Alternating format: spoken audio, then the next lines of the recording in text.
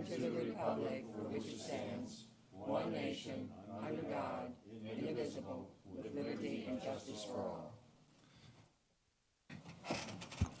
We have a quorum this evening, so thank you very much. Moving on to announcements. Thank you, Mr. Chairman. I have a couple of announcements. The next meeting of the Planning Commission is Wednesday, August the 7th. It looks like we will most likely have the Village at Courthouse Commons, which is a rezoning in the Berkeley district, and a telecommunications tower at Lee Hill, which is in the Lee Hill district, as well as a couple of work sessions related to fire rescue and emergency management and transportation for the comprehensive plan update. And my other announcement has to do with, on the planning update, I noted a new public hearing case submitted that's Lafayette Commons in the Battlefield District. And I noted it as being under completeness review at the point we sent this out. It has since been deemed complete, and it is scheduled for technical review committee on August the 1st. That's Thursday. The meeting begins at 9:30, but we will send an agenda out to Mr. Bullock before that meeting so that he knows what time the technical review will occur should he wish to attend. Anything else? That's it. Thank you. Mr. Chairman, Yes. prior to voting the minutes, the participant, so your names are not appearing in the system. So if you could do a roll call vote for the minutes, and then I'll get it cleared up. Okay. Thank you.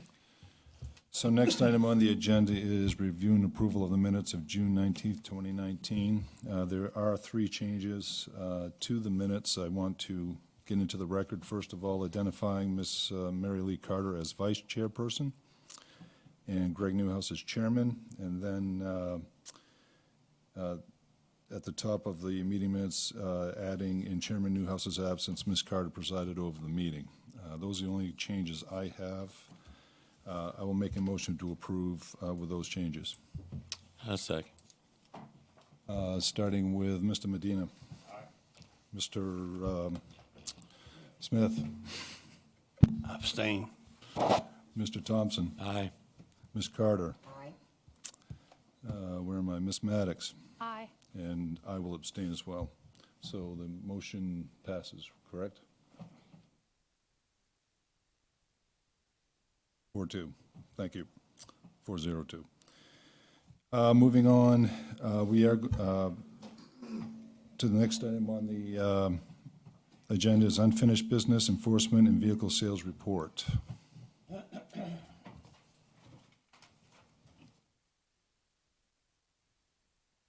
Computer, please. Thank you, Mr. Chairman. While I was not in attendance at your meeting in June, I did have an opportunity to review it and hear the concerns that were brought up about these establishments and the code enforcement, and so I've structured my presentation to try to hit on all of those questions and concerns.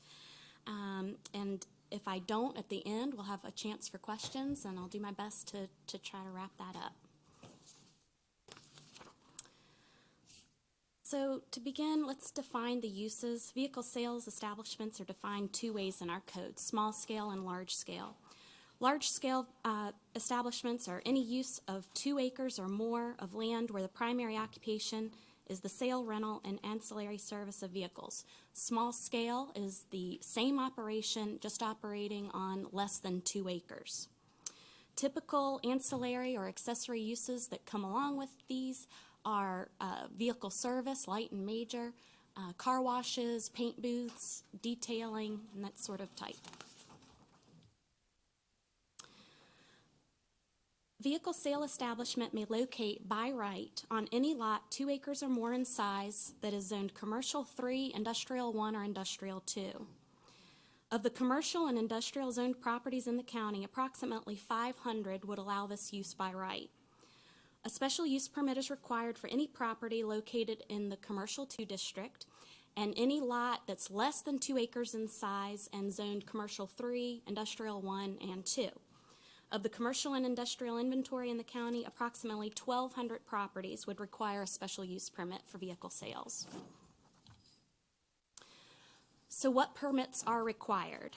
If the property allows the use by right, or if a special use permit is approved and the property is vacant, then a site plan is required. The site must be developed to code requirements. This would include the paving of the parking areas, installation of required landscaping, street buffers, transitional screening, a set aside of open space, potentially sidewalks, along with a designated parking plan identifying the display and inventory spaces, loading zones, and customer and employee parking. Once a site plan has been approved, the site developed, and a certificate of occupancy is issued, then a zoning use permit is required. This is to enable the use on the property. This permit is specific to the dealer or the owner-operator of the dealership. It validates that the dealer is operating the site in accordance with the site plan. So again, the county is reviewing the site, the designated parking areas, and loading zones. If the property is already developed, maybe it was developed for a car lot, or maybe it wasn't, maybe it was initially developed for a bank, then a zoning use permit is still required to enable the use on the property. The applicant would need to submit a layout to verify that the site could accommodate the proposed use. So that layout would include designating the parking areas for their inventory and display areas, for their customer parking, for their employee parking, as well as their loading zones. This layout is then approved as part of the use permit. So as I mentioned, use permits are specific to the dealer. If the ownership changes, then a new dealer has to come in and get a new use permit. And again, we go through that validation process all over again. So how do non-conforming lots fall into this? Any vehicle sale establishment which is currently operating on a lot less than 2 acres without a special use permit is non-conforming. So keep in mind this would include properties that may have more than one dealer operating on the property, and we do have those in the county. Non-conforming uses may continue the use indefinitely unless there is a lapse in the use for 2 years. So these non-conforming uses are not specific to the dealer. It runs with the property. So if the property is sold to a new dealer and they want to continue that vehicle sales use, they may do so, as long as they're not a lapse in use for 2 years. The limitation to the non-conforming use is that it may not be expanded or extended beyond the floor area or lot area that it occupied. So this is where, from an enforcement perspective, those zoning use permits are valuable. They have designated those parking areas to identify their display and their inventory, all their parking. If a applicant wants to come in and then expand that sales lot, they can't do that on these non-conforming lots. To expand, they would have to come and get a special use permit. So here's a map of the county, and it identifies each licensed independent dealer. And so from this overall map, you can see they're really all predominantly located here in the primary development area. So I've zoomed in on the primary development area, and you see some clusters here at 4 Mile Fork, Lafayette Boulevard, and then further south here at Thornburg. There are 115 independent dealers in the county. This does not include your franchise dealers, your motorcycle dealers, your RV dealers. This is just independent dealers. And of those 115, 91 are operating on non-conforming lots. So those are those lots less than 2 acres without a special use permit. So how do we ensure compliance? So zoning is responsible for the code compliance, whether it be compliance with the special use permit conditions, development in accordance with a site plan, or compliance with the zoning use permit. Our division consists of 2 field inspectors for the entire county. So with that, proactive enforcement is just not feasible. We operate on a complaint basis, meaning to initiate an inspection and investigation, we must receive a complaint. We do work cooperatively with the sheriff's office, and in situations where a car transporter has stopped in the middle of the road to offload, the sheriff's office is certainly the appropriate agency to contact, particularly if it's off hours. It is not always the case, though, that those infractions are then referred to the zoning office. And that is something that I'm hoping to establish some sort of protocol where those infractions can be referred to us, because I think it's safe to say if they're stopping in the middle of the road, then it's most likely that they can't operate and maneuver onto the site. And at that point, that becomes a zoning problem because they're going to be out of compliance with their parking plan for their use permit. We also work cooperatively with DMV's Motor Vehicle Dealer Board investigator. Here recently, we're communicating with them on a daily basis. Their inspectors are going to these sites on a regular basis, putting their eyes on the site, working at those proactively. So they communicate with us, we communicate with them when we have a zoning issue, and that's been a really helpful relationship. So to ensure compliance and to allow our office to pursue enforcement, it all begins with filing a complaint. These can be submitted in person at our office at Merchant Square Building, on the phone, or recently we've added on our website the ability to send it via email, so those can be submitted 24/7. Here is some history, some complaint case history specific to vehicle sales establishments. From January 1st, 2017 to today, zoning's received a total of 23 complaints related to these operations. You'll see that the majority of those complaints we've actually processed in the last 6 months. The pie chart shows the violation type and breaks it out. The majority of these violations related to the lack of the appropriate permits, whether it be a use permit or the special use permit or a site plan. With the next being infractions with the parking, and the next being safety, which includes blocking the entrances, and in most of those cases, it's where they were parking their display vehicles and blocking an access point. If I may, what was the final disposition of these complaints, these violations? Were they served papers? Did they go to court? What happened? None have gone to court. We're always are looking for compliance, so some So they did voluntary compliance, and some are still ongoing. So they do all this, and then they just say they're going to fix it, and that's the end of it. So we re-inspect, and I'll get to that part of the process in Thank just you. a minute, That's it. Thank you.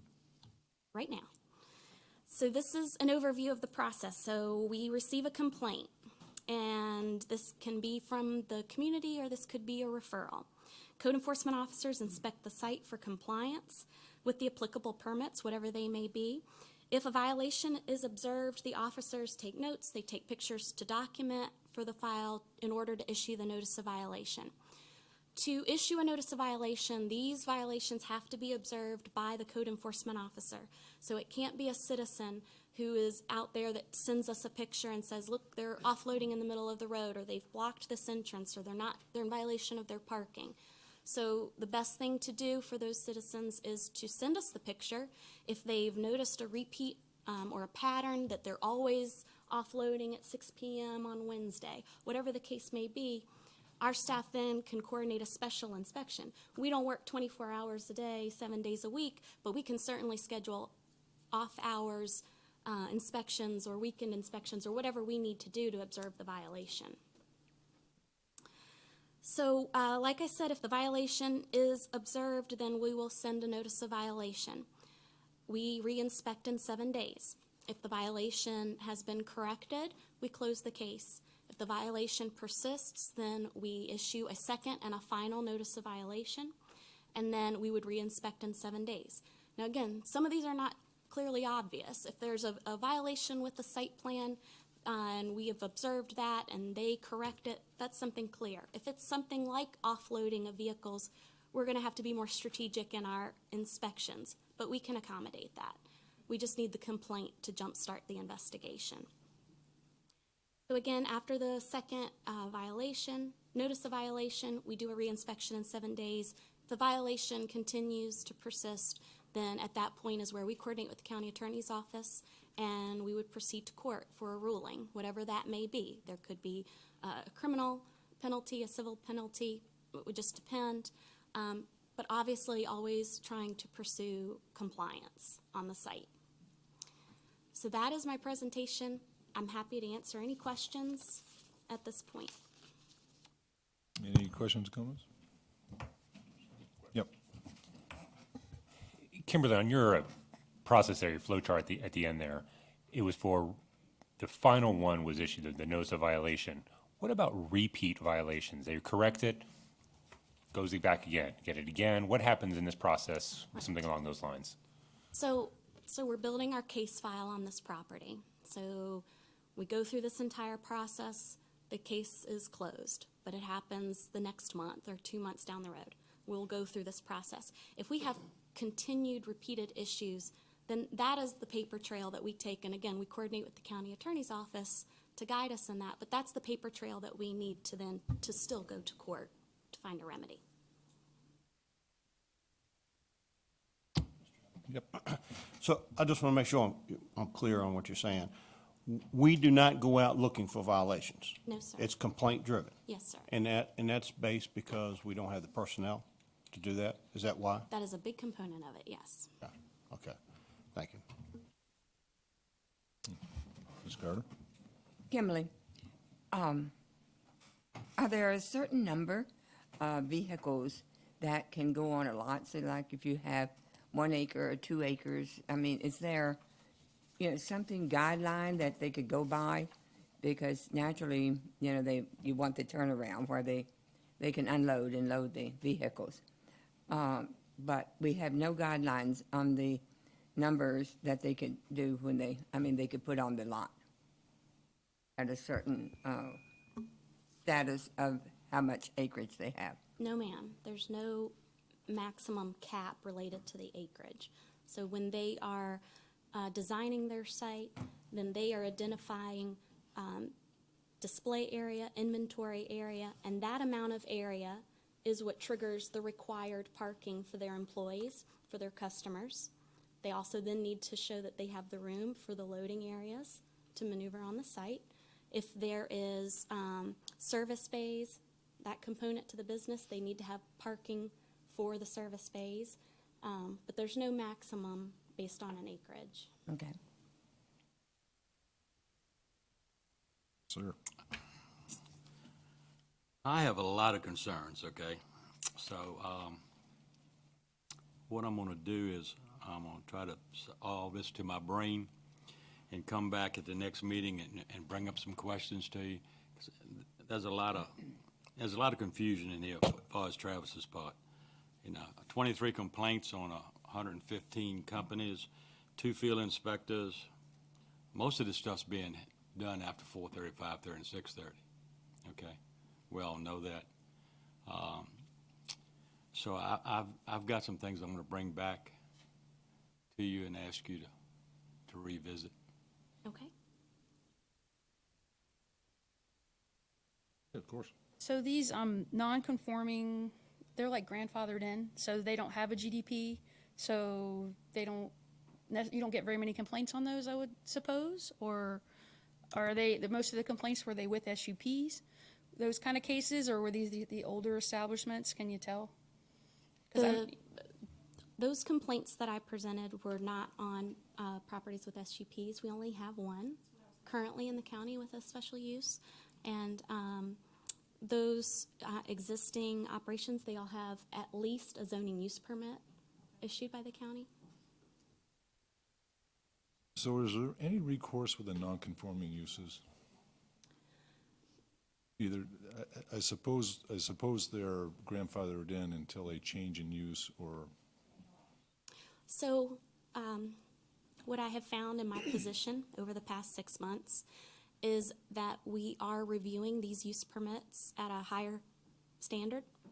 So there are some, and like I said, these zoning use permits are specific to the dealer. So as these non-conforming lots are changing hands, they're having to come in and get a new use permit, and they're having to demonstrate to us these components. Show me your parking plan, show me how you're going to maneuver the site, where is your loading areas. And in some cases, this is we're requiring a higher standard. And I have had a couple in the past 6 months that have not been able to meet that standard. So I can see a slow attrition, potentially.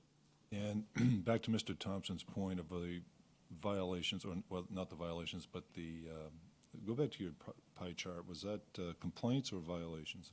Violation type. So 23 complaints. You have 5 different types. What was, just reiterate to me again, what was the result of those violations?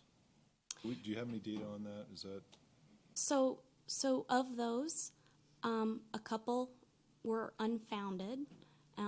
Those were primarily in 2017. And then several, was compliance. So in an example of where they were blocking an entrance, they had to relocate those cars, open up that entrance. And then the majority of these were operating with no permit. So either they received the permit that they needed, whether it be a use permit, or they aren't operating on the site anymore. so all the violations were adequately resolved? Right, except we have several that are ongoing right now. Several violations? Mm-hmm. Are they included in the 23? They're in this 2019 Okay. there. And that is all of 2017? When you say 2017 to 2019, that's all of 2017, January So to? yes, in 2017, there were only 3 cases. 2018, there was 9, and there's 11 currently to date for 2019. If I may, And the majority, sorry, Mr. Thompson, I'm looking at the case file. All of the cases right now for 2019 are uses that are operating without the appropriate permits. my original question was how many of these cases made it to court? None have gone to court. So I'm concerned that we have 11 cases now without the appropriate permits just in 2019. And this is only through July of 2019.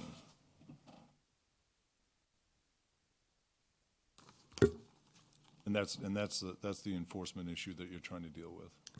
There are, and I mean, there's some examples. One example is a non-conforming lot that expanded. So when I say not all of these are resolved right now, they're ongoing because we'll stay action when they're pursuing compliance. So an example would be we have one that expanded beyond the limits of the display area with their initial use permit. We told them you can't do that, you need a special use permit, so now they're pursuing that process. They're working with an engineer, they've had a pre-application meeting, and they're going through that process. So we stay action, we leave these cases open to allow them the opportunity to comply. Is it possible that a business license could be revoked based off some of these violations, or is that just a? Well, that's our coordination with DMV, Okay, and that's their probably the license is strongest through leverage DMV. that we have. got it. All right, thank you. Anything else? Yeah, I have something. Yeah, Ms. Curran. Kimberly, there may be not, special use permits, but isn't it in violation if your vehicle excels over the right-of-way? Yes, ma'am. Because that does happen. Yes, ma'am. Now, on these special use permits that we're going to hear, at different times probably, are sidewalks going to be required? For the special use permits tonight, No, I don't, I'm sorry. anytime, whenever. I don't know the answer to that. It would depend on the development. That's correct. It would depend on the location. Why you say the location? It would depend on, yeah, it would, but, okay, let me correct that, actually. This is in commercial zoning. Yes, a sidewalk would be required. Industrial doesn't have a sidewalk requirement, so it all depends on the zoning. That's what I was wondering. And because that would prohibit some of the vehicles from being on the right-of-way, the road. I mean, that happens on Lafayette Boulevard and different places. And so that's the reason I was asking that question. Yes, ma'am, and that's certainly something that we can enforce. You can't enforce it, but who can? That is something that zoning would enforce. Oh, you would? Yes, ma'am. Okay, all right. But you'd have to have a complaint. Yes, ma'am. Goodness gracious. So what is the footage? How far you have to be off the main road? Parking spaces must be set back 10 feet from the right-of-way. 10 feet from the right-of-way. 10 feet from the right-of-way. My goodness gracious, I don't see a lot of that. Well, when you're riding around this week, there's plenty of violations out there. Your two inspectors will just, when they're riding around, that's plenty. On Lafayette Boulevard. These places can be made very nicely, and the one on 208 in Smith Station, I believe. No, not Smith Station. at Levels. Levels. Looks very nice. It looks very, very nice. It's a pleasure to look at it. And, I mean, you can see the automobiles, and it adds to our community. And that's what we're looking for. Any other questions or comments, McKim? Got some, I'm sorry. Yep. Kimberly, when you showed your graph, that was violations. That wasn't complaints, right? So. Well, those so- are triggered by complaints. Right, So we open that so they up. automatic, but you say sometimes when you go out for a complaint, you have to see it with your eyes. It doesn't matter if I take a picture and send it to you. So these are the ones that y'all saw, not necessarily the number of phone calls generated. I mean, I'm just I wondering. categorize these by violation type. So if the complaint came in that they weren't parking according to the parking plan, that's the violation type that it was coded as. So yeah, but a complaint doesn't always lead to a violation? Not necessarily. So like, is there a big difference between the complaint number compared to I just think people don't know where to call. Like people see the problem and we just don't know who to call. So I'm just wondering if that's, I don't disagree with you, and that's, again, we're making efforts to get the word out Right. now. We've added that page, that ability to submit complaints electronically on our website. I'll be coordinating with our public information officer to get the word out and notify the public. Because a lot of us have citizens calling us complaining, but they don't show up on the violation chart because they're not seen by y'all, so. Anything else? Yep, Mike? And that added page is for not just car dealerships. That's for any violation Yes. of zoning that somebody feels is a zoning violation, right? Absolutely. Okay.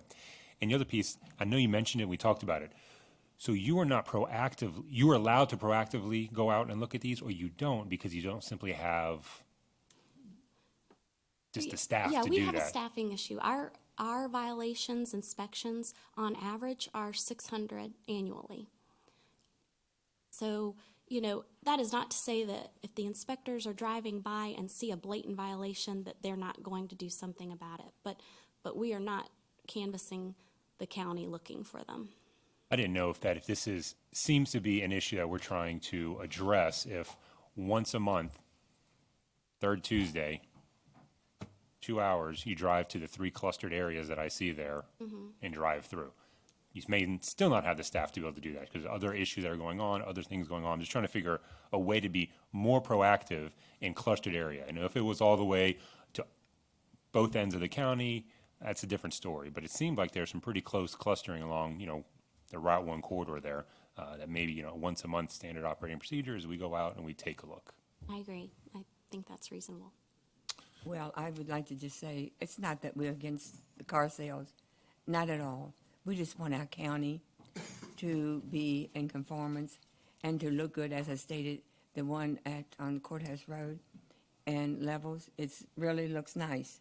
And we're just glad that they're in our county, but please let's keep them where they really are attractive. And I think they'll see car sales go up. Yeah. All right, we're going to move along. Thank you, Kim. Appreciate the information. I would suggest that we present that to the Board of Supervisors as well, so it's good information. I must apologize to everybody. We do have a change in the agenda this evening, last-minute change. I failed to mention that at the start of the meeting. If the other planning commission members don't have an issue with it, we're going to go into closed session at this time to discuss the information there, and then we'll come back in after that. So you have the resolution? This is your resolution to adjourn into closed meeting. Whereas the Spotsylvania County Planning Commission desires to adjourn into closed meeting for consultation with legal counsel employed or retained by public body regarding specific legal matters requiring the provision of legal advice by such counsel, specifically related to changes to the Code of Virginia, advice related to the county's zoning ordinance and zoning enforcement, and review of changes to the Telecommunications Act of 1996 related to telecommunications towers. And whereas pursuant to Virginia Code Section 2.2-3711A7, such discussions may occur in closed meeting. Now therefore be it resolved that the Spotsylvania County Planning Commission does hereby authorize discussion of the aforesaid matters. And you need a motion for that, or is it so resolved? You need a motion All right, to so approve I- that resolution. Go into closed session? I believe our voting machines are working, right, Paulette? All right, all right, I'll call the vote.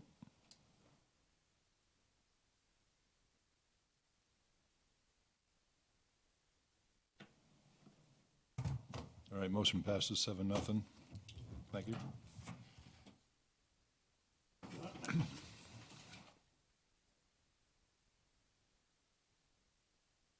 Provisions of the Virginia Freedom of Information Act, and whereas Virginia Code 2.2-3712D requires a certification by this commission that such closed meeting was conducted in conformity with Virginia law. Now therefore be it resolved that the Spotsylvania County Planning Commission does hereby return to open meeting and certifies by roll call vote that to the best of each member's knowledge, only public business matters lawfully exempted from the open meeting requirements of the Freedom of Information Act and identified in the motion to go into closed meeting were heard, discussed, and considered in closed meeting. I will take a motion on the resolution. So moved. Any questions or comments or discussion? Roll call vote, Mr. Medina? Aye. Mr. Smith? Aye. Mr. Thompson? Aye. Ms. Carter? Aye. Mr. Bullock? Aye. Ms. Maddox? Aye. Chair votes aye. Thank you very much, and I appreciate everybody's patience. Next up on the agenda is the continuation of the special use permit 19-0001. The public hearing part of this is still open.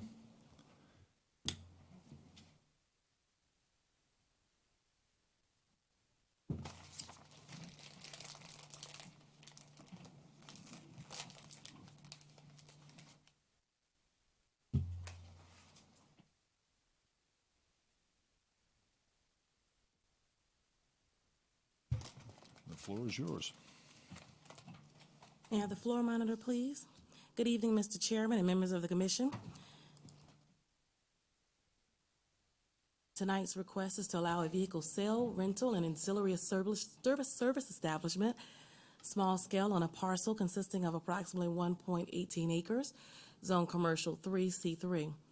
Summary, this case was tabled during the June 5th, 2019 public hearing. Additional information has been provided by the applicant. As requested by the Planning Commission, these items are as follows. A loading and unloading plan that depicts where the trucks will enter and exit the site. Hours of operation to include hours of loading and unloading of stock vehicles. And a photo of the vehicle as specified on the GDP and within the recommended conditions. Recommendation, staff recommends approval with conditions.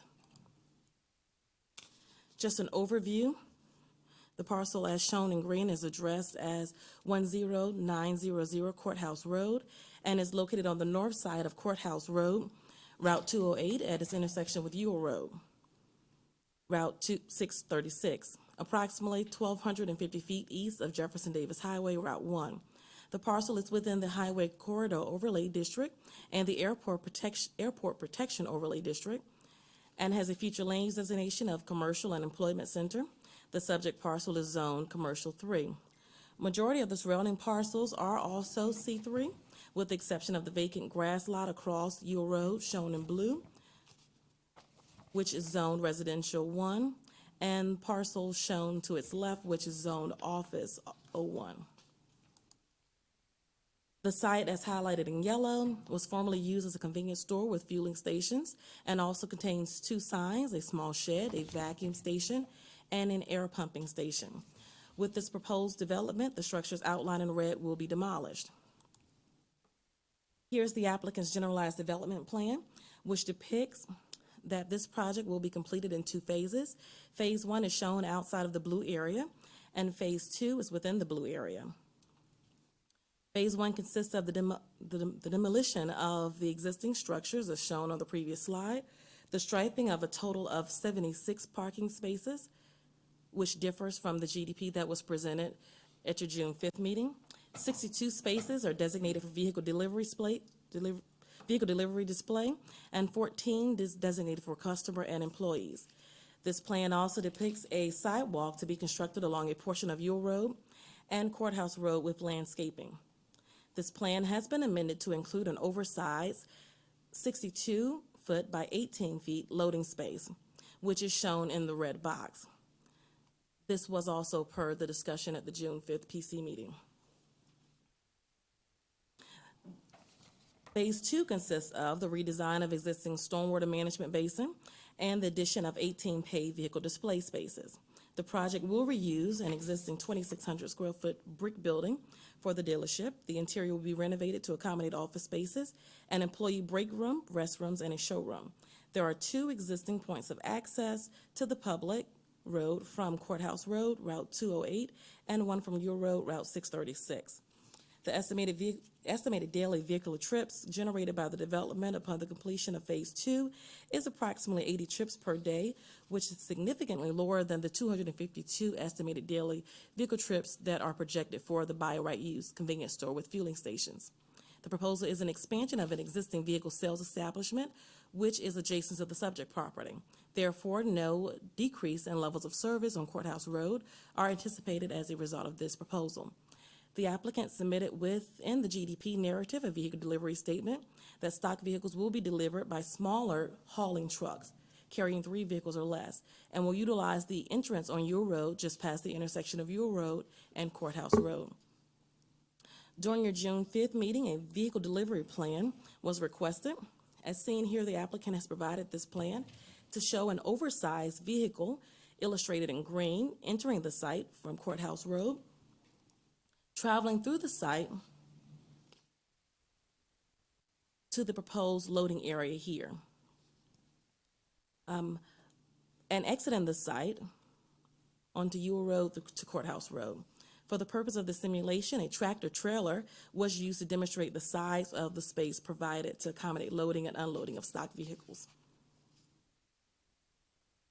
Here's the applicant's proposed landscape plan. Please note that the applicant has requested a modification to the required street buffer type C on an arterial road. Per the DSM, street buffer C requires a 10-foot landscape strip on Courthouse Road. As seen on the GDP, a large grass island approximately 160 feet in length is divided by the right-of-way line, and the island is triangular in shape. Therefore, there is approximately 60 feet that is less than 10 feet in width, which is outlined in purple. The required 10 feet width is present within the remaining 100 feet of the island. The applicant proposes to plant 6 trees and 3 shrubs, which is the required number of plant types per the DSM. Therefore, staff supports this modification. Per your request, the applicant has also submitted photos of the typical haulers which will deliver stock vehicles to the site. Findings. The request is consistent with the findings in favor. The request is consistent with the comprehensive plan with respect to land use, public facilities, historic and natural resource goals and policies. The proposal satisfies all of the special use standards of review as established in section 23-4.5.7 of the county zoning ordinance. The proposed use is consistent with surrounding commercial uses. The proposal allows for the reuse of an existing vacant commercial building. The proposed landscaping and removal of the existing accessory structures will provide a revitalization that is consistent with the improvements along Courthouse Road. Against, there were no findings against. Staff recommendations. Based on the findings in favor, staff recommends approval of SUP 19-0001 with the following conditions. The project shall be developed in conformance with the Generalized Development Plan titled Special Use Application, Missouri Motors, as revised on July the 2nd, 2019, and prepared by Ryan K. Ferrugi. Display vehicles shall only be parked within display areas as depicted on the approved GDP. There should be no vehicle major service on site. Vehicle major service establishment shall be defined as major mechanical and body work, repair of transmissions and differentials, straightening of body parts, painting, welding, or other similar work performed on a vehicle. Stock vehicles shall be delivered individually or via delivery trucks on the site utilizing the intersection of your road, Route 636 and Courthouse Road, Route 208, as depicted on the vehicle delivery plan within the GDP. No large commercial haulers are permitted to deliver vehicles to the site. Commercial haulers shall be defined as delivery vehicles that can haul more than 3 vehicles. At no time shall delivery trucks block or park on the public street during delivery. Number 5, no loading and unloading shall occur between the hours of 6 a.m. 9 a.m. and 3:30 p.m. to 6:30 p.m. on any day of the week. Number 7, demolition/removal of the existing gas pumps, canopy, islands, bollards, vacuum station, and existing sign as depicted on the GDP shall be applied for in conjunction with the application of a zoning use permit, for a zoning use permit. Such demolition removal shall occur prior to the issuance of the zoning use permit. Number 8, landscaping improvements within the right-of-way shall be completed and installed prior to the issuance of the zoning use permit.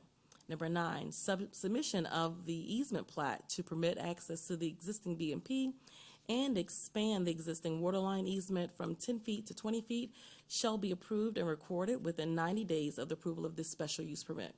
Submission of a minor site plan shall be required prior to the commencement of Phase 2 as depicted on the GDP. Please note that since the public hearing on June 5th, staff has received one letter from an adjacent property owner in opposition to this request. A copy of that letter has been placed before you tonight. This concludes my presentation of this special use permit. If you have any questions, I'll be happy to answer them. Yeah, if you go back to the slide on the unloading plan, I just want to walk through that for a second. So as I understand it, the vehicles will enter at that first entrance off Courthouse Road, That is correct. and they will pull into the offloading area to the north of the existing structure. That is correct. And then they back out and turn and go out and turn right onto Courthouse Road. That is correct. Okay. And the site plan includes improvements of that area where the loading bay is, correct? The site plan has not been submitted as of yet, but the GDP The does GDP, show I'm it. Yes, sorry, sir. the GDP.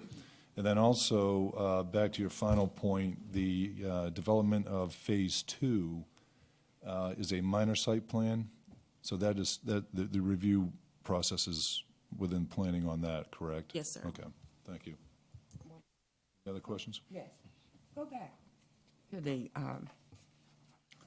vehicles. Park hearing.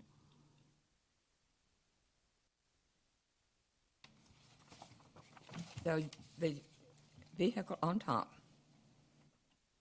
that will go into the development, am I correct? It will not be, they cannot unload that on the street, is that correct? That is correct.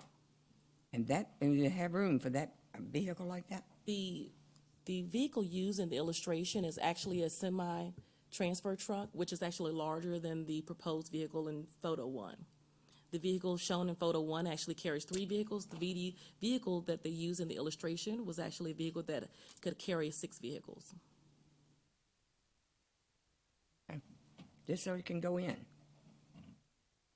Okay, without, I mean, where I hear so many complaints as the unloading in the street, and we want to prohibit that. Okay, thank you. Thank you, Mr. Chairman. All right, any more questions or comments?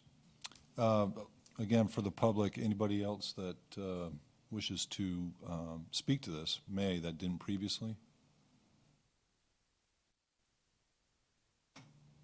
Mr. Chairman, no one signed up this evening. Okay, thank you. All right, seeing no one, I don't know if you want to rebuttal at this point. Yep.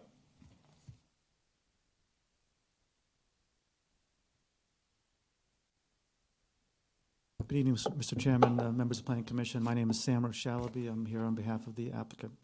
I just wanted to clarify a couple of things with regard to the hauler.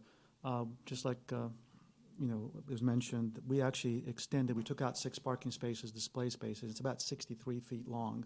Most typical loading spaces for shopping centers is 50 feet. So this actually can take a pretty large vehicle. And the other thing too is because unlike some of the other businesses, unfortunately, that don't have room on their site. This, there's plenty of circulation, and also the travel lane, which starts about 26 to 24 feet in width. So there's plenty of room, even if they had to park. Everything can be still parked within their, the same site. Nothing will leave the site at all. Just again, mentioning, that we are going to remove all the canopy and all the different things that were mentioned. So again, I don't want to repeat all that, but I just want to stress the point.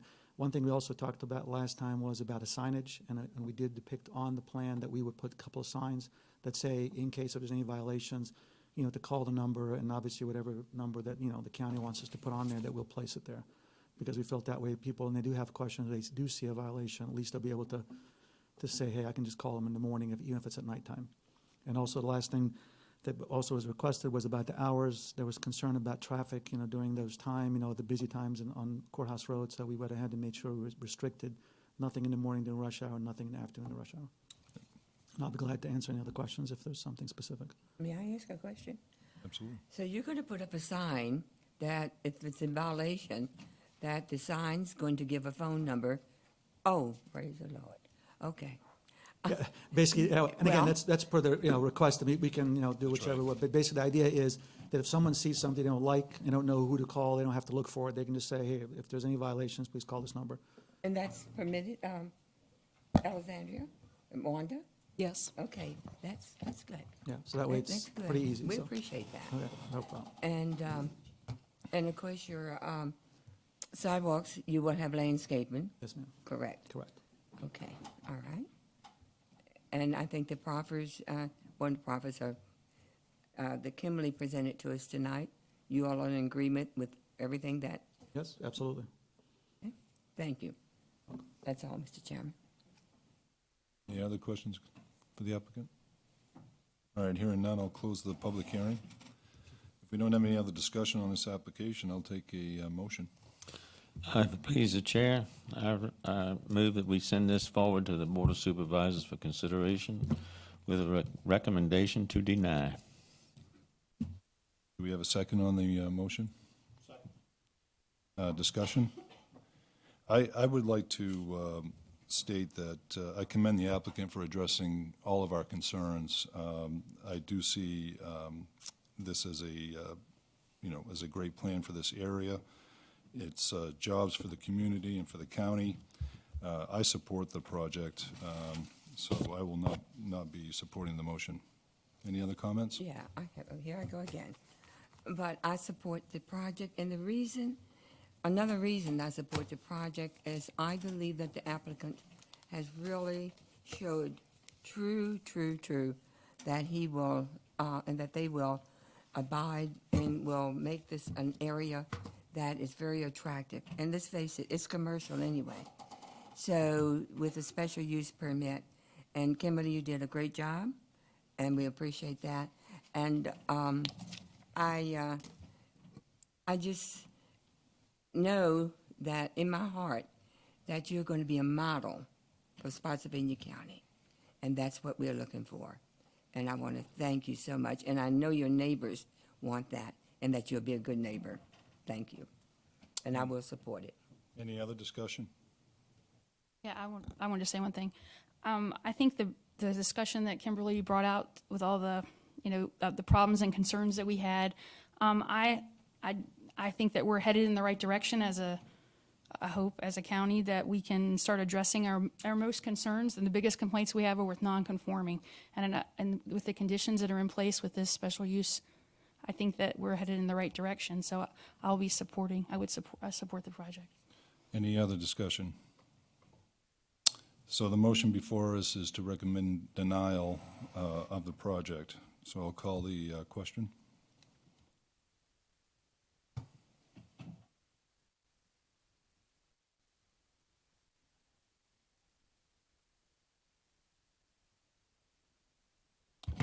It is now, the vote is 4-3 against the motion, so the motion fails. I will make a motion to approve this application based off the conditions in the application.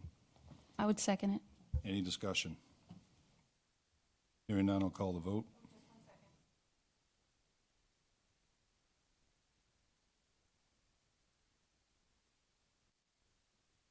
I will call the vote.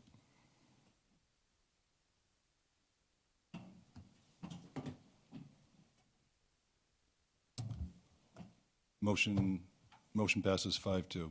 Thank you very much. We'll move on to the next application. I've lost my agenda.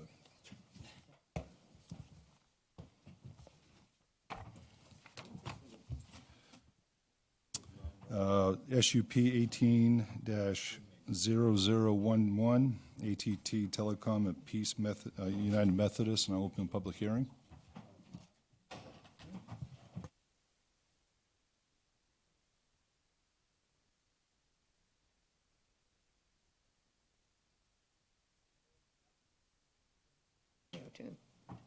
To allow for 105-foot monopole communication tower, the 4-foot lightning rod, and in addition, the planning commission must determine if the proposed facility is in substantial accord with the comprehensive plan. Just as a note, and I outlined this in the staff report, the applicant did hold 2 community meetings, reference to this request, and as a result, did switch the design to a monopine, which is referred to as a stealth design, lowered the tower height and moved the proposed location 50 feet to the east, closer to the existing tree line. The 2 subject parcels are highlighted in red with the green at the approximate tower location. They are located Maple Grove Drive, Route 1115, at its intersection with Blake Drive, Route 1116. The 2 parcels are approximately 8.829 acres, which are zoned residential 1, R1. Adjacent properties are a mix of residential 1, residential 2, and offices 1 districts. To the north of the subject properties is Plank Road with, of course, multiple commercial 2 parcels, and these are shown in red. Once again, the subject site is highlighted in this slide in red with the green showing proximate tower location. It's showing the 2 parcels there that are subject to this application or request. The southernmost parcel is the site of the Peace Church building, and I have a later slide where that will be more evident. This slide, of course, shows a mixed residential commercial development in the area also. This is a plan sheet, generalized development plan, represents a proposed tower facility, which is that gold color. The landscape vegetative buffer around the facility is in the green, and the dirt, gravel and dirt access easement is the grayish color. And as I stated earlier, the Peace United Methodist Church is the red structure to the south of this. The existing tree line is shown in brown. Of course, a closer view of the facility. You can see more detail in this 50 by 50 foot compound. The gold color, obviously, the landscape vegetative buffer, once again, green, and the access easement in gray.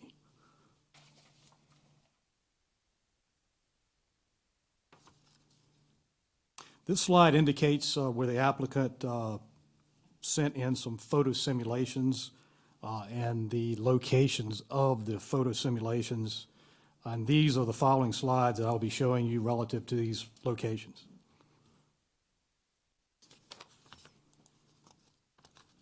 The first location, and this is to the southwest of the proposed tower. Second is to the north.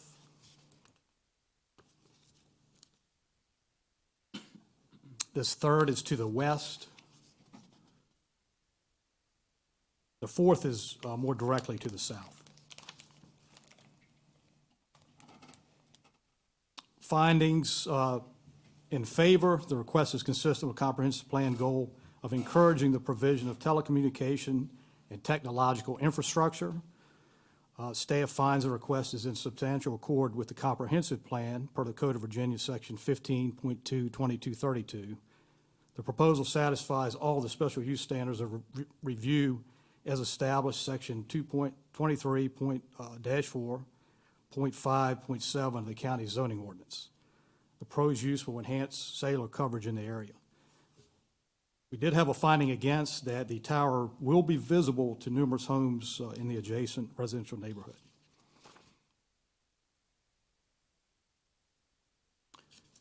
Recommendation, staff does recommend that the Planning Commission find the project substantially in accord with the comprehensive plan. Staff recommends approval of SUP 18-0011 with conditions.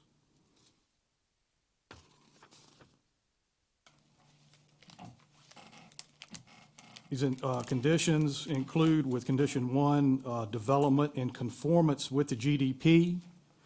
Condition 2 requires compliance with all other zoning ordinance standards except as mentioned. And the third requires investigation or mediation of any site interference with TV or radio operations.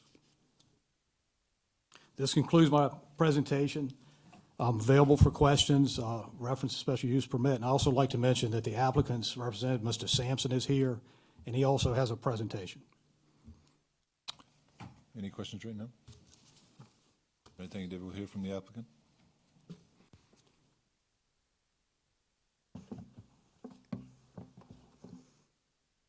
Good evening, Mr. Chairman and members of the Commission. My name is Doug Sampson. I'm here as a representative of New Singular Wireless LLC, or PCS, doing business as AT&T Mobility LLC, which I'll just refer to as AT&T, and the applicant on this project at 801 Maple Grove Drive.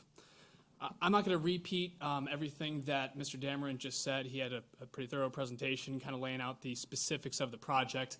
You also have the materials that have been submitted to the county. So I'm not going to rehash everything tonight in consideration of everybody's time. AT&T did previously submit an application and justification statement on September 9th, 2018, as well as 2 follow-up letters with revised exhibits per the county request on April 5th and May 20th. I would just ask that those be accepted into the public record. County staff, again, I'm not going to repeat everything that he said, but I would point out that AT&T has been developing this project for more than 3 years now. The first community meeting was held back in December of 2016. This is when it was going to be a monopole, not a monopine, and was in a different location on the property. Based on some comments and concerns that we heard from community members at that meeting, AT&T went through a pretty significant redesign of this monopine, reducing the height, stealthing it as a monopine, and also moving it to be in line with the tree line, which will help maximize screening of the site from a visual perspective.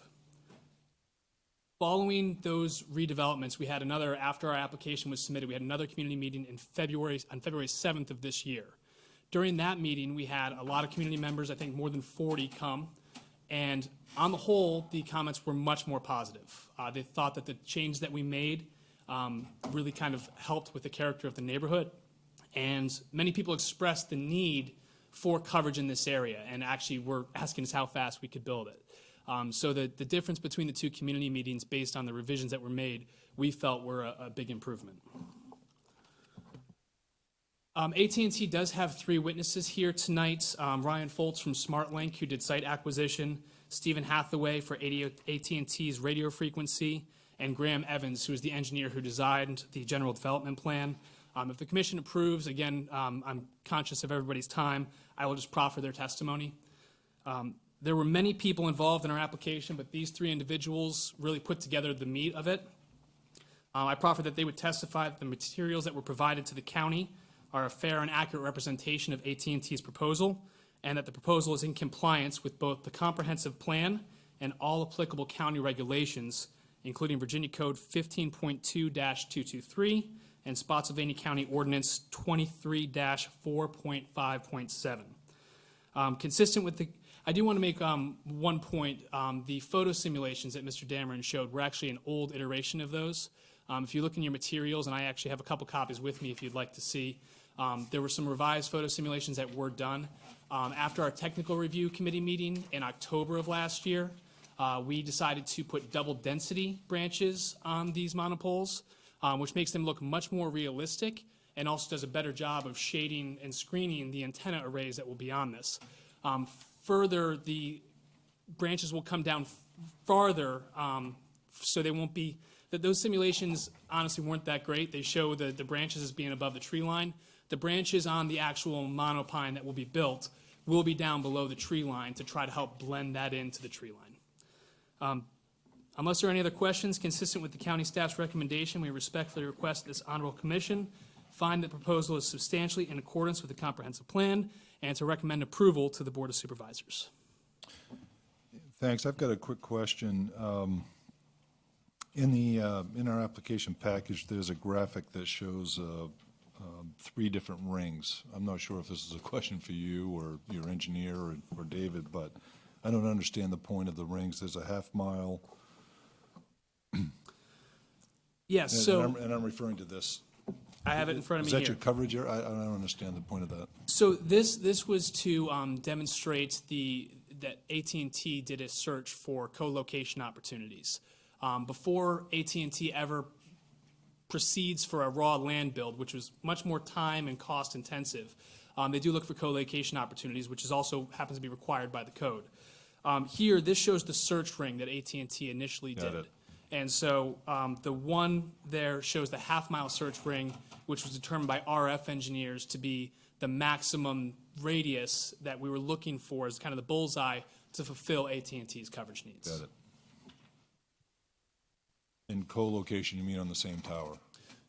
Co-location so there will be co-location opportunities on this tower. There will be at least 2 other providers could co-locate on this tower. However, the county code requires that we look for co-location opportunities on existing structures. Right. So, for instance, if there was an existing steeple or tower or something to that effect that would meet AT&T's coverage goals, not only would it be required to go there, we would prefer to go there because it's much faster and much cheaper. So we did an extensive search for those, and I think those are outlined in our package. Yep. And we're not able to find any existing structures that would support co-location of AT&T's antennas. All right, thank you. You said that you did have pictures of the updated, I would, Very much like yeah, I'd those. love to see those. Absolutely.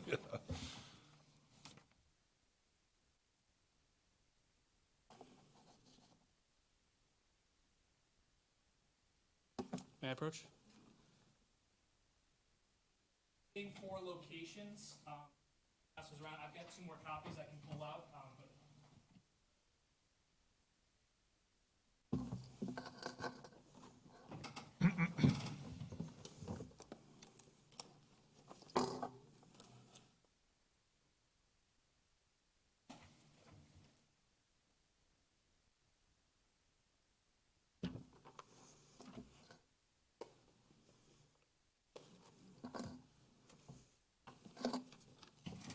All right. Are there any duplicate copies? You've got them? Okay. All right, thank you.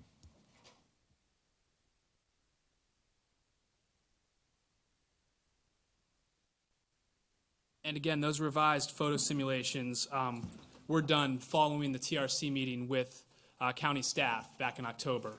And during that, it was discussed that, frankly, the simulations that we had from our previous vendor were not that great. Yeah. And so we wanted to show a more accurate depiction, and also we added the double density branches, which are depicted in these photo Right, simulations. and have you gone back to the community with these photos? Have they had a chance to look at them? So these photo simulations were available at the February 7th community meeting. Got it, thank you. All right, if there are no other questions for the applicant, we'll ask for public comment. Do you have a sign-up sheet? Mary Carr, followed by Jason Poulter. As you start out here, you'll have 3 minutes, and you'll see the green light on your podium there. When it turns to yellow, you'll have 1 minute left. And if you represent a group of 5 or more, please say that, and I'll give you 5 minutes. Mr. Chair? Yeah. One small technicality, if you would just formally open the public hearing. I did. My apologies. I learned my lesson the first time, yeah.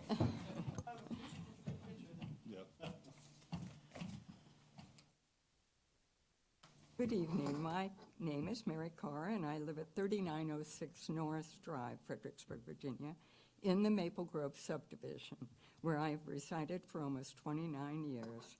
I am here to oppose the construction of the 109-foot-tall AT&T cell tower, which would be built on land directly east of my property, about 5 houses away. Those of us who live in the shadow of the tower have to be concerned with decreased property values. Studies by real estate appraisers have indicated that cell towers can have detrimental effects on property values. especially for homes like ours, which would be very close to the tower.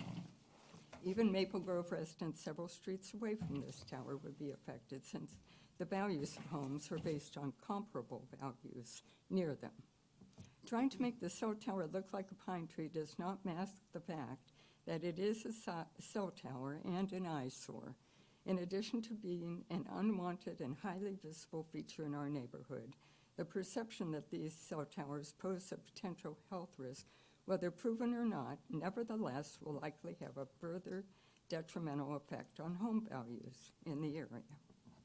Cell towers continuously emit radio frequency waves, which are given off into the environment where people can be exposed to them. Living so close to a cell tower, I couldn't help but worry about the constant emissions that could affect me, as well as my neighbors and businesses in the area, which includes a children's daycare center right across the street from the tower. All residents driving into and out of our neighborhood will have to pass this tower every day, sometimes several times a day. This includes Maple Grove, Governor's Green, and a new section, Avalon Woods, being built now behind Governor's Green. Putting a cell tower in a residential area is not the answer. AT&T should look elsewhere to build their tower. There are a lot of people who will be affected by the placement of this 109-foot-tall cell tower. I urge the Planning Commission to carefully consider the impact of the proposed cell tower on your constituents in our residential neighborhood. I ask that you deny AT&T the permit to build this tower in Maple Grove subdivision. Thank you very much. Thank Jason you. Poulter, followed by Nancy Poulter. Good evening, Commission. It's nice to see you again. Unfortunately, under these circumstances, you're well aware, we were here once before for the T-Mobile tower that was proposed behind our subdivision at the Texas Roadhouse. What I'd like to do is share with you, if I could, a few pictures to show you that we have many cell towers in the area. For those, I'm sure you're aware of the new Avalon subdivision that's going in to the south of Governor's Green. I took a picture of their entrance, and you can see that there's a cell tower here. I have a close-up of this, and a picture here that depicts the tower. This tower will be no more than a half a mile the way the crow flies from the proposed site. Here's another photo I have of cells on top of the office building that's located directly across the street from the Red Lobster. That is less than a quarter of a mile from the proposed site. I turned 180 degrees from Red Lobster and took this photo of the cell tower that exists in Central Park. I don't know anybody in my subdivision, including myself, my son, anybody else that lives there, that have ever complained about picking up cell coverage in that area. We have plenty of cell towers. This cell tower is going to come deeper in their subdivision. I am against this. I wish that you would not permit this, their permit for this tower. It will be an obstruction and an eyesore for us coming in and out of our subdivision every day. Thank you. Thank you. Nancy Poulter, followed by Arthur Rolls. Good evening, ladies and gentlemen. Obviously, I've been here before, too, with my husband, and I oppose this as well. The T-Mobile one got denied, I think partly because it is in a neighborhood. Again, this will be in a neighborhood. We have our home values that we have to worry about. We have the children that we have to worry about in the neighborhood. And who wants to look at this? And you guys have opened up Avalon that's on the back of us now, so we have all that traffic. So everybody that comes into this neighborhood, even when you're cutting through from the mall, because this is our neighborhood and everybody does it, you will all look at it as well. I'd like to know, is the church nonprofit and doesn't have to pay taxes? So this tower will go on there, and they don't pay property taxes. Will they pay any kind of tax or anything to the county? Will the county make any kind of money? I've been paying taxes for 29 years on my property in this subdivision. And as a taxpayer, I think I should have a vote or more of a say than a church that's nonprofit and doesn't pay you taxes.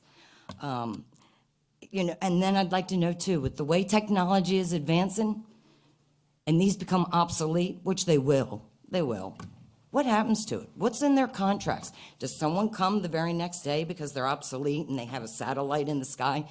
Do they come and take this down? Or is this an eyesore to look at for years and years to come and it's not even in use anymore? These are some questions that, like, does anyone ask? Does anyone know? I don't know those answers. I know a lot of other answers. And exactly why they want to put a mobile tower up and not go on someone else's, they're going to make more money. I've done my research. They put a tower up, it costs them money, yes, but they run out the space. So the space underneath pays for that tower that they erected. So it costs them nothing in the long run, and they make money as well. So they make money, the church makes money, does the county make money? And I have an eyesore. And everyone in my neighborhood and everyone going into the new neighborhood that you're allowed to be built back there, we'll all have to look at this and suffer at looking at and wondering what's going on. And you know what? I didn't even realize or think. And then it says should not affect our TVs and this and that, and they would look into it. I'm going to call AT&T and say, my TV isn't working right. I think it's your cell tower. Don't you think they're going to say, no, I think it's your TV? I don't think they're really going to come out and help anybody if that is the case. And who knows what the cell tower is going to do.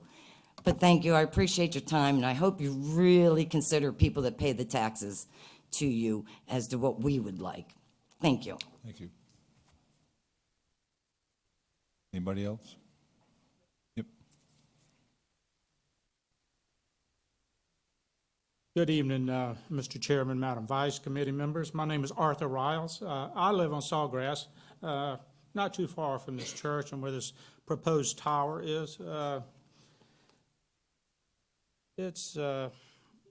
I think this tower needs to be on commercial property, not rezoned from residential property. It's going to be an eyesore. And yes, the FCC says it's a low threat. But I remember before there were cell phones, and I think some of you do too. I know some of you don't, but I'm over 50 years old, and I'm worried about the unknown carcinogenic effects of radiation and so forth.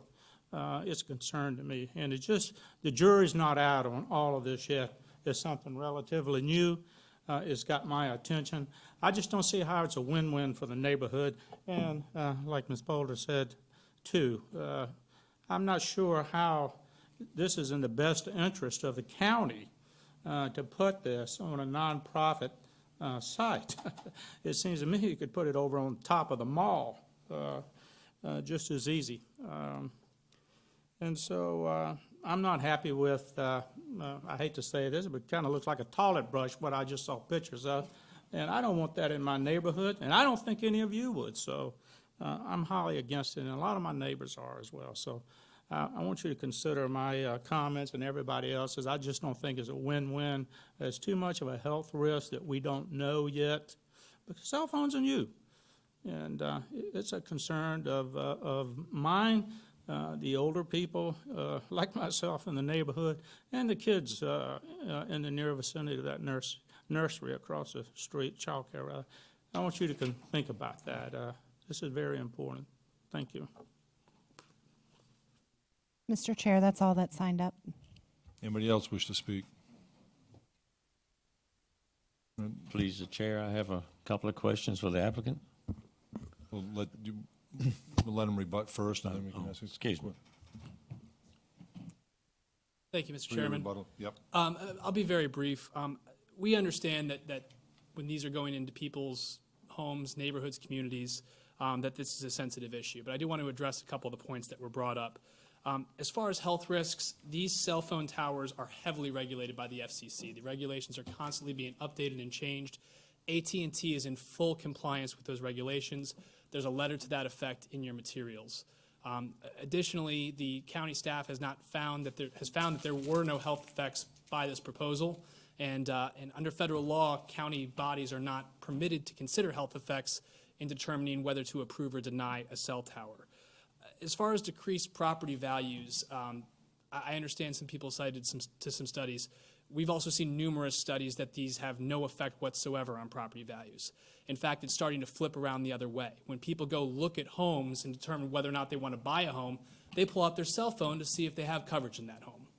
And that's what you're starting to see with the new generation. And so cell coverage is becoming more and more important when it comes to staying in communication and also for home values. I would also point out that this tower will improve emergency 911 services for the county and will also be a FirstNet site. All AT&T sites are now FirstNet sites that are being built. That creates a dedicated bandwidth for emergency responders. So during times of emergency, you have dedicated bandwidth that will be set aside specifically for emergency 911 response. So I would contend that this in many ways makes the community safer. As far as the other towers that were shown, I can tell you that the one on top of the Red Lobster is a T-Mobile site. That's their antennas. That has nothing to do with AT&T. That is not a viable co-location opportunity for us. I don't know if it would even work from a structural standpoint. Again, if there was a co-location opportunity that would fill in AT&T's coverage goals, that would be cheaper and faster for us to do. AT&T would prefer that, but we did an extensive search, and there simply aren't co-location opportunities that are viable. As far as the T-Mobile site that was denied, I don't know the reasoning or specifics behind that, but it's not our site, and our site is in compliance with both the county ordinance and with the comprehensive plan. We've reviewed and acknowledged the 3 conditions set forth by the county staff. We accept those. We will comply with those. And beyond that, we would ask that this board recommend approval to the Board of Supervisors. Thank you. Thank you, Mr. Duffy. Yeah. You halfway answered one of my questions about co-location. Even the proximity of these towers, that you can't make use of them, or? I don't know. So the first tower that he said was no more that Mr. Poulter said was no more than a half mile as the crow flies. I can't tell you standing here today if that's accurate. We may already even be on that tower, in fact. Okay. There's a list in the package of all of the AT&T sites that are currently in Spotsylvania County. We may very well already be on that site, but just because it's a half mile away doesn't mean that it would also meet our coverage objectives, because you're looking for you're looking to fill in holes in the existing coverage. So while that might hit parts of the area, it won't hit things that are further away than that half mile. You try to hit the middle of a coverage gap so you can fill in that entire circle. Right. And so that's what AT&T looks for when they're trying to determine the best location. So I can't speak to the specifics he pointed out. I can tell you, and our materials reflect, that we did an extensive search for co-location opportunities, and they weren't available. And to the fact that this is in a residential neighborhood, we are conscientious of that. But if you look, it is a sea of residential homes. And this is a large parcel that will give coverage to all of those homes without impeding on a lot that has a individual home. So it provided the best and least obtrusive method to fill in the existing coverage gap. Yeah, and one other question is strictly a curiosity question. The lady brought up what happens to all these towers once they become obsolete. Do you guys have a plan for your towers? I'm glad you asked me that, because I meant to I had that down as something I wanted to respond to. I believe the county code requires, but it's also in our materials, that within 6 months of any site becoming non-operative, we are required to come and remove it. Thank you. It's in our lease agreement and in the county code. Thank you. Is that to just remove the tower or the supporting infrastructure that goes with it? It would be the entire infrastructure. You basically return the land to what it was previously. Okay, thank you. Any other questions or comments? All right, thank you. Very well, I'll close the Thank you very much. Yep, thank you. I'll close the public hearing on this application. If there's no other questions or comments at this time, I'll take a motion on the application. Please, the chair, I'd like to preface my motion with an apology to the residents. It seems that federal law has got us in a bind. I wish you would go look all that up and you would truly understand where I have to go tonight. So I'm going to recommend approval. Mr. Chairman? Yes. Could we address section 15.2.2232 first, the substantially in accord, with one motion and vote, and then follow up with a special use motion and vote? Yes, ma'am.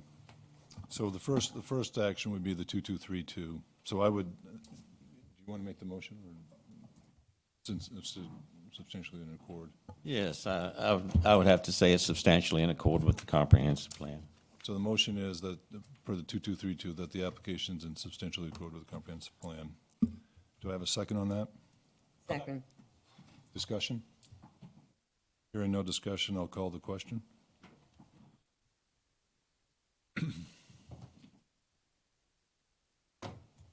That motion passes 7-0, and then we'll move on to the motion on the application. Would you like to restate your motion?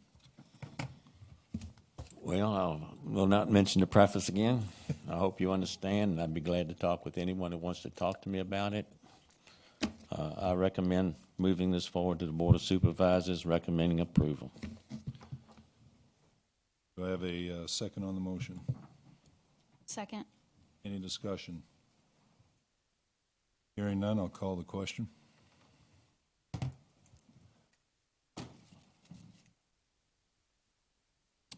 Motion passes 7-0. Thank you very much. We'll move on to the next item on the agenda.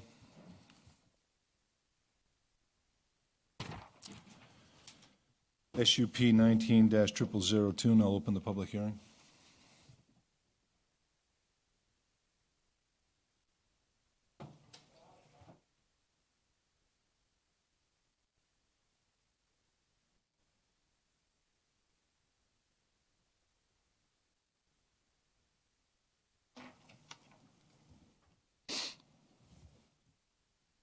Good evening, Mr. Chairman and members of the commission. May I have the floor monitor, please? This request, as noted, is to allow the expansion of an existing railway maintenance yard on a parcel that will consist of approximately 30.27 acres, currently zoned Industrial 1, I-1. Staff recommends approval with conditions. This map shows a combination of two parcels, approximately 76 acres at the terminus of Crossroads Parkway, Route 765, approximately 3,790 feet south of its intersection with Mills Drive, Route 17. The parcel shown with purple diagonal lines is approximately 10.78 acres and has an approved conditional use permit, CUP 91-71. to allow for a railroad station, depot, and terminal in accordance with the county's zoning ordinance. This parcel houses an existing maintenance storage facility, which has been operating for approximately 20 years. Recently, the owners of the VRE entered a contract to purchase approximately 19.51 acres, as outlined in purple. Both parcels are within the Airport Protection Overlay District and has a future land use designation of mixed use and employment center. The subject parcel is zoned Industrial 1, I-1, and surrounding parcels are zoned Rural District, RU, Industrial 2, I-2, and mixed use. As depicted on this aerial, majority of the adjacent properties are heavily wooded.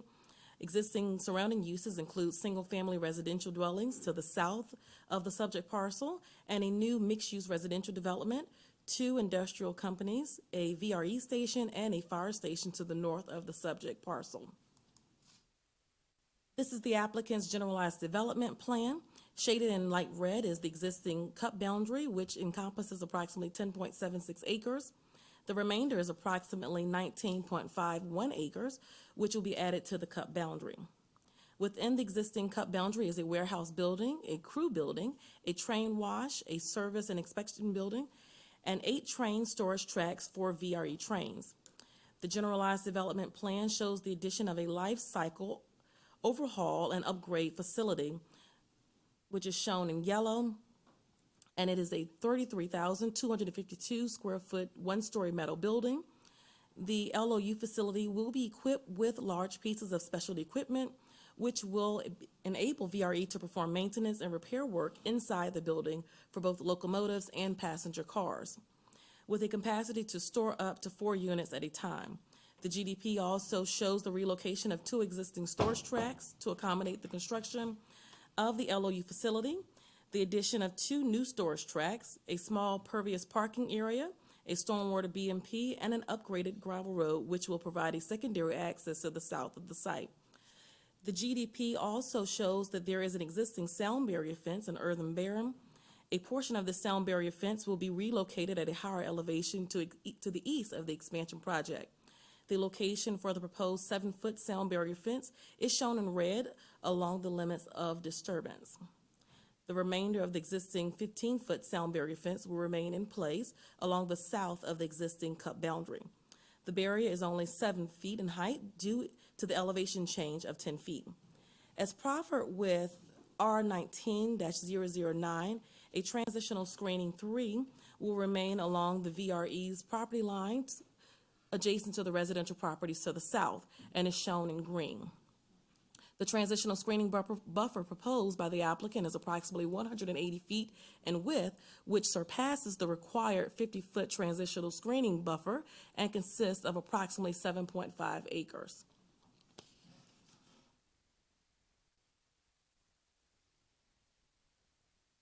Findings: the request is consistent with the comprehensive plan. The proposed expansion meets the 8 standards of review.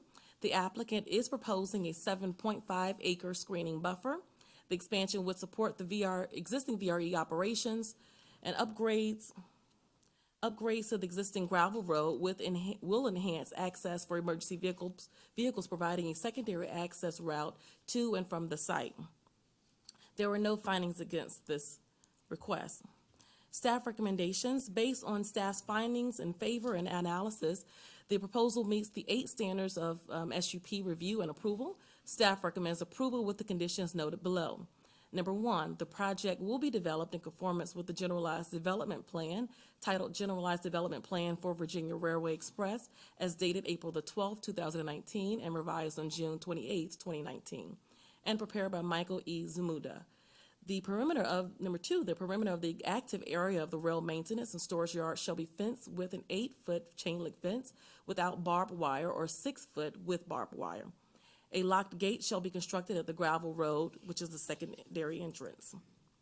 Number 4, except for locomotives entering or leaving, noise including that emanating from stationary idling locomotives shall not exceed 70 decibels at the property lines adjacent to residential dwellings between 9 p.m. and 5 a.m. Condition 5, transfer of the property title must be recorded by deed with exhibit plat within 90 days of board approval of the special use permit.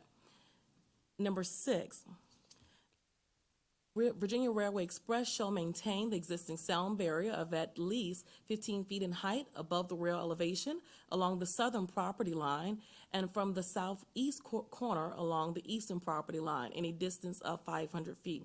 Staff would like to note that since the publication of the staff report and recent discussions with the applicant in regards to the conditions, it was noted that condition number 6, which is an original condition from the conditional use permit in 1991, should be revised to be consistent with the proposed changes as depicted in the GDP. Condition number 7, a sound barrier fence shall be constructed and maintained along the east of proposed track 10 as depicted on the GDP. Condition 8, locomotives shall not be fueled except when standing on track with drip plans installed. An emergency spill container plan shall be implemented and an oil separator system shall be installed and connected to the drip pans under the locomotives. The design of the installation of which shall be approved by Spotsylvania County officials after consultation with the plan preparer and appropriate state agencies. Condition 9, there shall be no fuel storage on the property.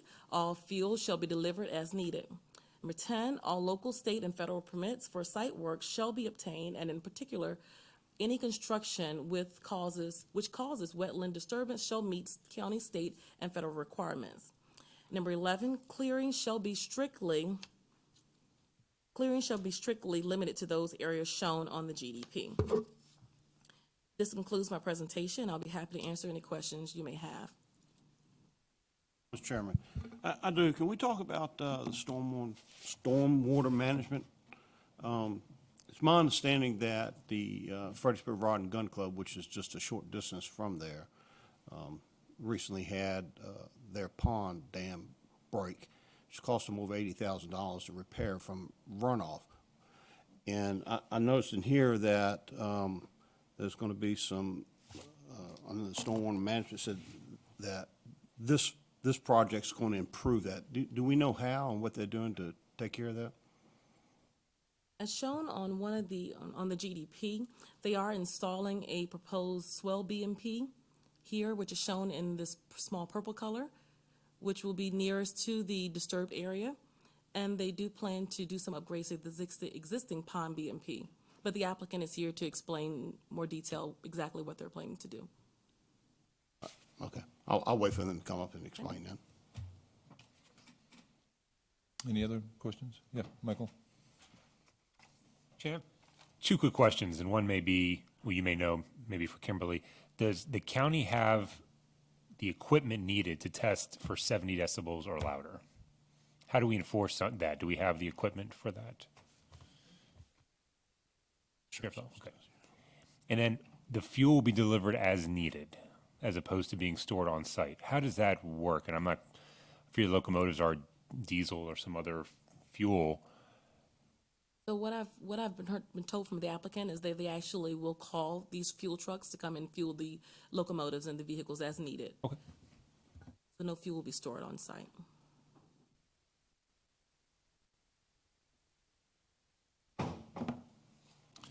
The condition number 6 shall maintain, VRE shall maintain existing sound barrier of at least 15 feet in height above the rail elevation. Is that based off a noise study, or maybe that's a question for the applicant when he gets up here, but was a noise study performed to verify that, or will it be performed to verify that? That language of 15 feet in height was actually an original condition from the original CUP. I'm not sure if a study was done then, but So the, that, I guess my question shouldn't be, what's the 15 feet based off? Was it just a, do we know at this point? the applicant may be All right, familiar we'll wait with. for the applicant then, okay. Any other questions for Shannon at this point? All right, I'm sorry, I didn't. All right, we hear from the applicant.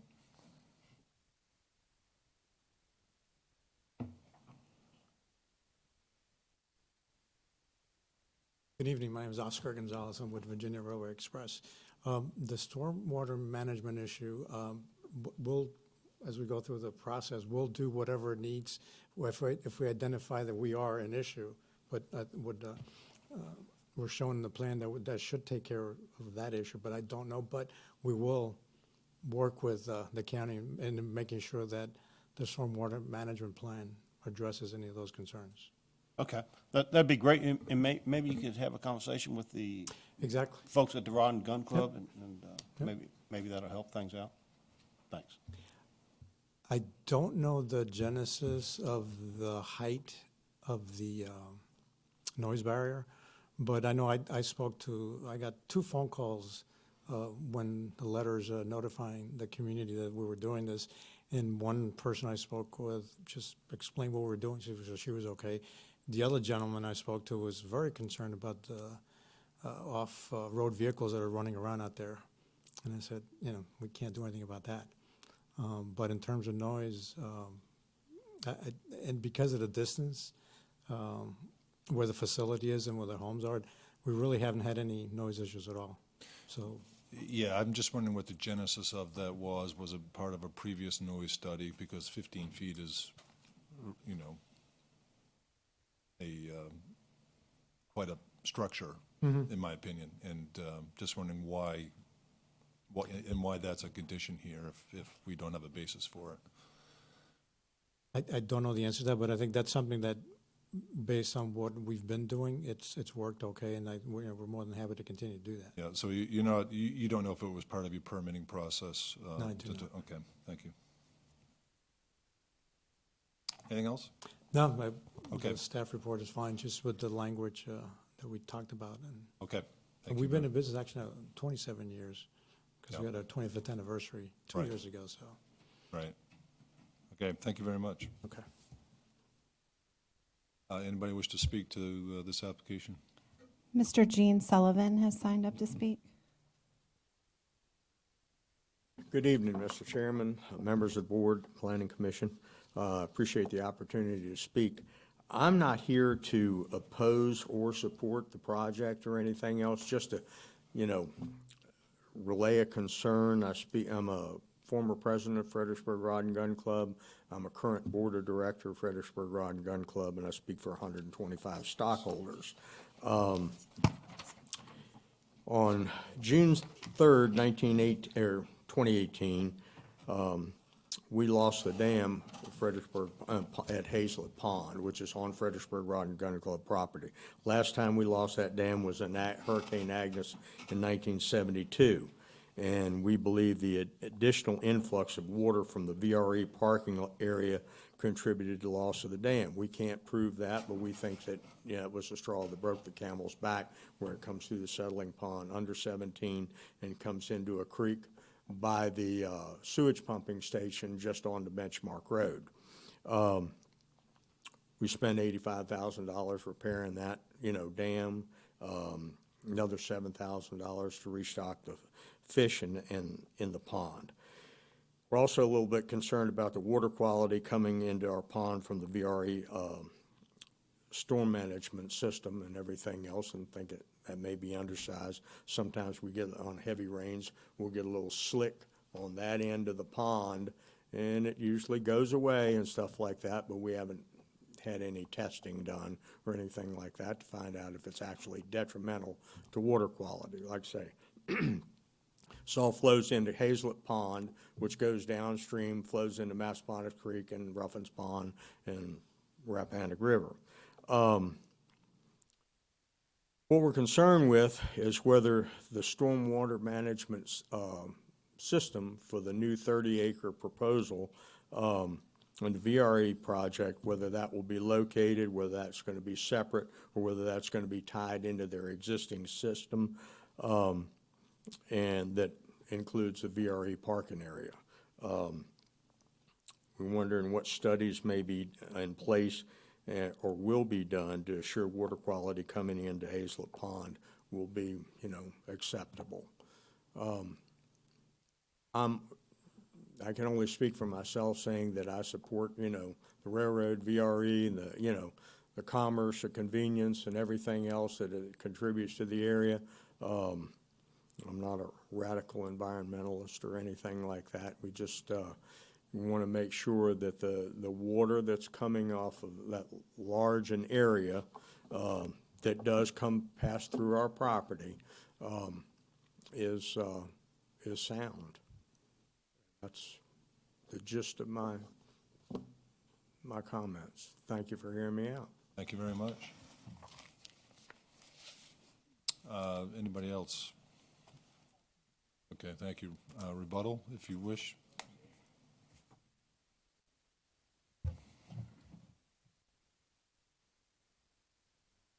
We have folks working on the stormwater management plan, and now that we've heard this, absolutely not a problem in dealing with whatever we need to make sure it works. The timing is fine. We're not going to start construction tomorrow, so in terms of finding out what the source or what the issue is and then dealing with it, no problem. We can do that. Thank you very much. With that, I will close the public hearing. Any questions or comments at this point? Hearing none, I'll take a motion on this. Yeah, so I don't really think I have to put a condition or request an addition for stormwater, because it says on here that they're gonna propose the expansion. It's consistent with the county ordinance. I don't think I have to, for them to follow up and check to be sure that it's okay. I don't think I have to do anything. Would y'all, am I right on that? No, ma'am, and actually, there's a site plan associated with this project as well that has not been approved yet, so we can ask So there's plenty of time for us Yes. to add in And we can ask our their staff to go back and concerns. look at the calculations and be sure that the downstream adequacy is appropriate. Yeah, both in terms of quantity and quality. Yes, sir. Yep. I just want everybody to know that this is not the end of this. Their concerns are heard, and that we'll make sure that it's okay before proceeding. But I'd like to make a motion that we send a recommendation of approval for this SUP with the conditions listed and shown. We have a second. Any discussion? Motion is to move forward with recommendation for approval with the conditions. I'd just like to make one statement. I agree with everyone that this stormwater management is extremely important. And living on a pond, I've already had experience with slicks on my pond. coming off the mall. So if you guys can really get down and solve this, thank you. Any other discussion? Hearing none, I'll call the question.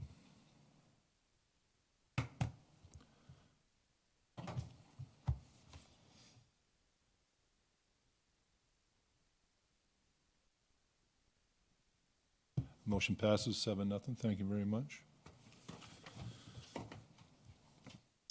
I don't believe we have any more public hearings this evening. Any other public comment? I believe that's next on our agenda, right, Wanda? Any other public comment? Any other new business? With that, I'll take a motion to adjourn. Yes, sir. If I may. Yes, sir. I do have a piece of new business. I've talked to Wanda about it. It's a shopping mall down the road that I have to go down by the mall entrance, the main entrance. The shopping center on the right's got all this shrubbery and stuff that they removed a couple of years ago. I complained about it, and they removed it a couple of years ago. Now they put it back, and it's all grown up, and all the cars coming out of Goodwood and from the pool hall and from the store there have to pull. The whole front wheel of their car is sitting in the road before they can see around the shrubbery to watch me run them down. So I'd like to have whatever process we have to have. I think you've already mentioned she's going to work on it. But I've had close encounters myself. I have seen in the past years 3 fender benders when they back off, and the people will pull in the road around that shrubbery, and they will not back up. They will not unless you charge them, and then they back up. But they stick right in the road, and if you ain't careful, if they see you close, they jump right out in the street because they cannot see through that shrubbery. I'm saying maybe we need to revisit our model for landscaping. Instead of having a blanket or whatever, each one of these things needs to be looked at as to whether it's viable to do it landscaping or not. In this particular instance, it's not. They've got signs in that. They got a great big sign sitting in that median, in that little space there coming out to the road, and you can't see anything through that. It's a dangerous situation. Thank you. If I may tag along with Mr. Thompson, I've been raising this issue for 3-4 years now. I'm very concerned with our landscaping, maintenance of the landscaping at these intersections. We've got a number of them that are dangerous due to overgrown landscaping, and perhaps we take a more serious look at our design standards for landscaping in those areas. It is a safety issue. Any other questions or comments? All right, I'll take a motion to adjourn. So moved. Call the vote. Motion passes. Thank you very much. See you next time.